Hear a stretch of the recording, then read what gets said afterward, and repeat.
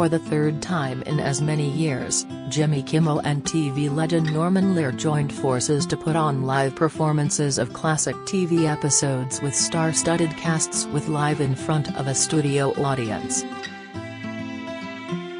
The first special aired in May 2019 featuring classic episodes of All in the Family and The Jeffersons, with the second airing in December 2019, featuring All in the Family and Good Times. This year's special featured two classic episodes of Different Strokes and its spin-off The Facts of Life, with Jennifer Aniston leading an all-star cast as Blair Warner and Ann Dowd pulling double duty as Edna Garrett in both episodes, with some amazing surprise guests such as Will Arnett, Jason Bateman, and Snoop Dogg. Charlotte Rae played Edna Garrett first on Different Strokes for the first season and a half, before joining the spin-off The Facts of Life, where Edna became the house mother for an all-girls private school. The special began with Kimmel and Lear thanking fans for allowing them into their homes.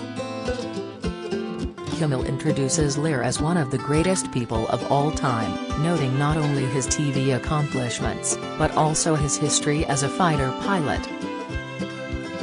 "I couldn't be more excited and thank you for thinking of this," Lear said, when Kimmel mentioned that Lear is turning 100 years old in July and asked if he had any wisdom to impart.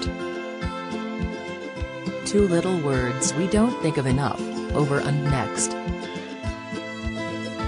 When something is over, it is, you use the word, so I will, it's effing over," Lear said, surprising Kimmel with his F-bomb.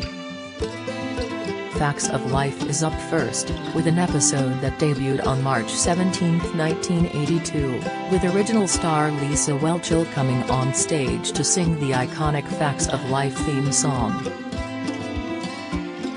Original stars Kim Fields and Mindy Cohn join her on the set, before they introduced the episode, as Ann Dowd arrives as Edna Garrett. Joe, Catherine Hahn, and Tootie, Gabrielle Union, talk about Blair's, Jennifer Aniston, latest scam, involving her latest victim, Dink Lockwood, who Blair plans on having him bid on her dinner box. Edna talks to Natalie, Alison Lohman, who puts a bunch of sweets in her dinner box, when Tootie knows that she's packing it specifically for a crush of hers, Tim. Dink arrives as Hess, revealed to be played by Will Arnett, while Tim arrives, played by Jason Bateman, as Natalie cozies up to Tim. Tim says Carl Rocky Price is on his way over with his tape deck. As Edna wonders who Rocky Price is, as they go to all the other nicknames in Blair's slam book. Rocky arrives, played by another special guest, Jon Stewart, who says Hess a deadhead, as Rocky says he didn't know Blair knew about the Grateful Dead. "Beautiful people like rock music too," Blair says, with Aniston nearly cracking up. Blair tells him which box to bid on, as Dink goes through Blair's slam book, as Tim sees his page, and still has no clue who has a crush on him. Natalie comes back with her Gatorade and he says, "Thank you, number 10, before he breaks it to her that Hess, going steady with Amanda." Natalie takes it in stride and says she will sell her dinner box to Burt Reynolds as originally intended. After Tim and Dink leave, Natalie tells Blair how upset she is that she told Tim about her crush, stating she's going to war and not taking prisoners before storming out of the room. The episode picks back up at the event, with the dinner boxes being auctioned off, as Carl arrives in a suit, trying to say hi to Blair but she blows him off. Edna starts describing Joe's box but Joe is annoyed that Edna is making it sound so good, so she bids on her own box and takes it. Blair's box is up next and Dink steps up with a $10 bid, the highest bid of the night. But just before the auction ends, Carl puts in a bid.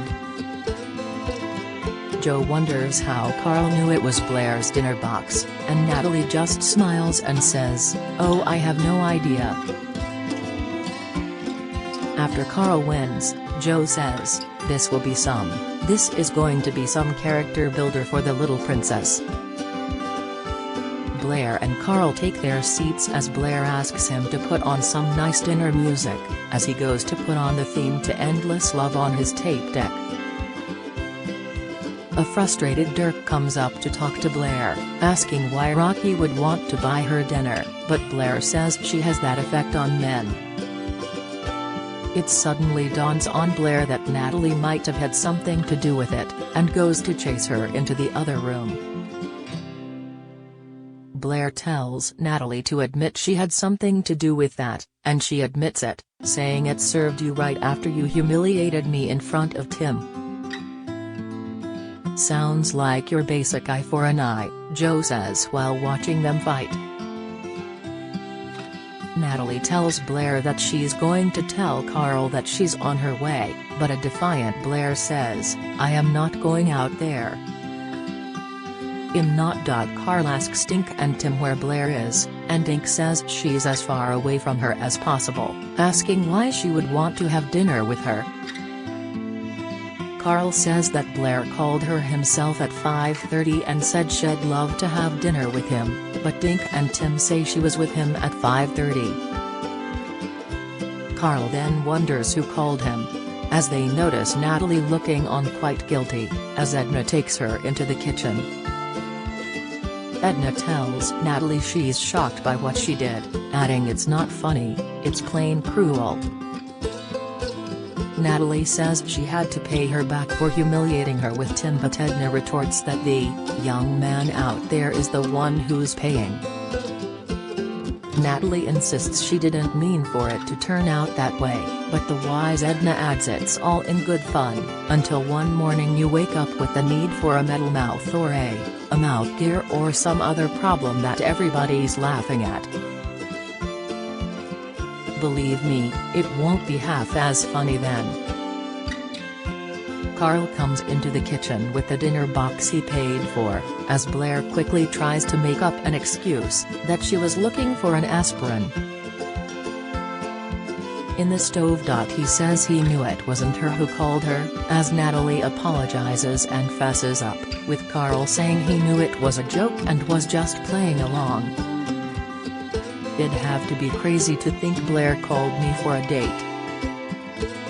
We all know him, no Dink Lockwood, as Joe blurts out, be proud. He gives her back her dinner box, but Edna says it's his and he paid for it, but he says it's all for charity anyway, as he goes to adjust the stereo.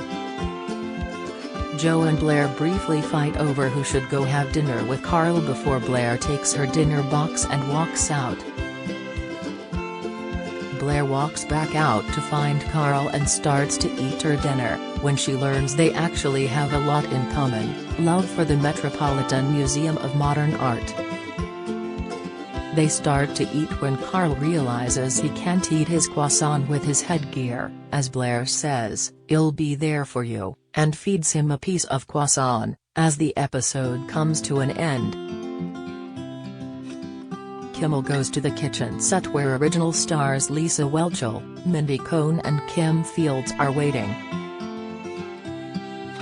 Kimmel asks them for their honest opinion of the show, with Cohn adding that the original Edna Garrett, Charlotte Rhea, who passed away 3 years ago, would have certainly approved. "I think Charlotte is toasting and out this very moment," Mindy said. Lisa added, "For me it was walking through the door. Wasn't walking through the set. It was a million times waiting backstage at the stop of the stairs at the kitchen and walking in. That's where it really hit me." Kim Fields was on both Different Strokes and Facts of Life as well, adding that Gabrielle Union's braces were a nice touch, but she's glad she didn't have to wear roller skates. Todd Bridges walks onto the Different Strokes set, saying he knows his late cast members would be so proud of the show tonight. "They were a big part of my life. And I want to take this opportunity now to thank you for watching and to ask you to please stop asking me what I'm talking about. It's been 43 years. I done forgot, Bridges jokes. He introduces Sean Stockman and Wanya Morris, two members of Boyz II Men, to sing the iconic theme song for Different Strokes all throughout the set. The Different Strokes episode begins with Arnold, Kevin Hart, swooping into the room with his superhero outfit as Willis, Damon Wayans, walks in. He tells Arnold that he and Vernon has some work to do, as it's revealed that Vernon is being played by Snoop Dogg.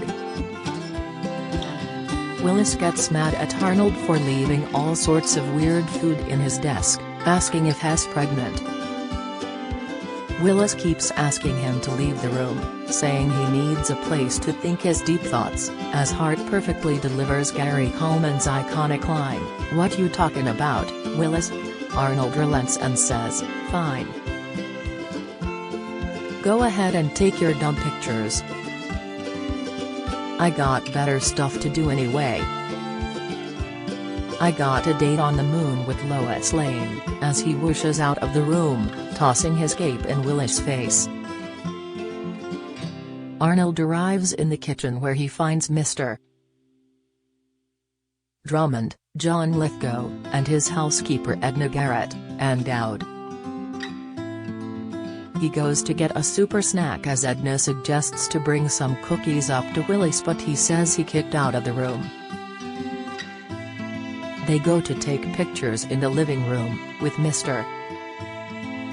Drummond carrying Arnold from the kitchen to the living room, which brings a big laugh from the crowd. They keep trying to keep Arnold out, when he surprises them by jumping up in one of the pictures, which angers Willis. "Hey, Willis, you got a bad case of little brother. I'm going to be upstairs setting up this development stuff," Vernon says before walking upstairs. Willis complains to Mr. Drummond that Arnold is always around, while making a crack about their real and perceived ages. "Why do I have to go to bed when Arnold goes to bed? I'm 13, and even though he looks 45, has just 8. I should be treated differently because I'm older," Arnold says. Willis tells Arnold to stay out of his way before storming off, with Arnold saying he hates when Willis is mad at him. In another hilarious moment, Mr. Drummond sits young Arnold on his lap and has a talk with him, saying his brother just needs more space, but Arnold thinks he doesn't love him anymore. "Oh, of course he does.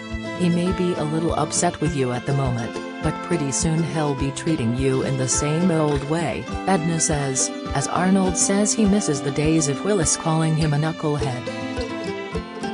Arnold zooms off up to his room, and when he gets to the top of the stairs he realizes why Willis is acting so cuckoo. He got that stuff. Well, it comes at the same time as pimples. "They call it puberty," Arnold says. Back up in Willis' room, they try to develop their pictures, but Arnold comes in and ruins their pictures, with Vernon suggesting to mail Arnold to another city. Arnold and Willis start to fight when Mr. Drummond breaks it up, but as soon as he leaves the room, they get into it again before Willis declares they're splitting the room in half and Hess not talking to Arnold. Arnold comes back into the room and finds a sheet dividing the room in half, as they start arguing about what's on each other's side of the room. They start fighting again when Mr. Drummond comes in and breaks it up, telling them to cool down and they'll talk about it over dinner. Arnold comes down to dinner, but Willis left to take more pictures, but Arnold doesn't think he'd want to eat dinner with him unless they split the table in half.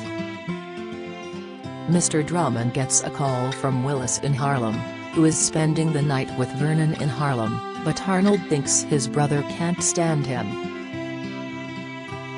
Arnold storms off and Mr. Drummond declares he'll talk with Willis first thing in the morning. Arnold can't sleep and wakes up and prays to God about his brother Willis being gone and wants him to bring him back, saying hell owed him one.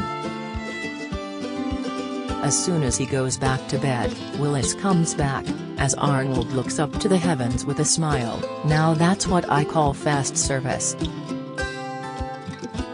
Thanks. Arnold asks why Willis came back and he said he was developing pictures and, every single one of them there was your silly face smiling back at me. And then I started thinking about this room, Arnold, and how it just wouldn't be the same without you or all your junk to trip over, he adds. They apologize to each other and head to bed, with Arnold finally getting his wish, as Willis calls him a knucklehead. After a few moments, Arnold gets out of his bunk bed and gets in bed with Willis, before asking, Willis, why does Vernon always smell like weed? As the episode comes to an end.